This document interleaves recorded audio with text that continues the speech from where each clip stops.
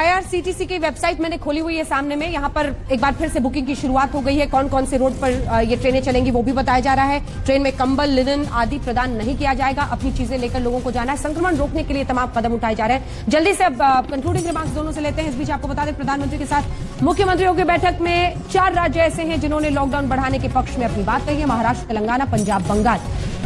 मनीष तिवारी जी जवाब दीजिए उनकी बातों का। उनका ये कहना है कि एक बार लॉकडाउन का फैसला सरकार ने लिया, ये मुमकिन ही नहीं था कि लाखों लाख मजदूरों को उनके गांवों तक पहुंचाया जाए। ऐसे में उन राज्यों की जिम्मेदारी थी कि वो उनकी देखभाल करते। जैसे तेलंगाना के मुख्यमंत्री सामने आकर कह रहे थे कि आप लोग कहीं मत जाइए, हम आपके खाने का प्रावधान करेंगे। लेकिन चाहे वो दिल्ली हो, महाराष्ट्र हो, हमने देखा कैसे मजदूरों का सूरत में भी हुआ, गुजरात में मजदूरों का हुजूम इकट्ठा हो गया कई जगहों पर विरोध करते हुए, क्योंकि उन्हें खाना नहीं मिल रहा था। नमस्कार, मैं हूं अंजना ओम कश्यप। हमें उम्मीद है ये वीडियो आपको पसंद आया होगा।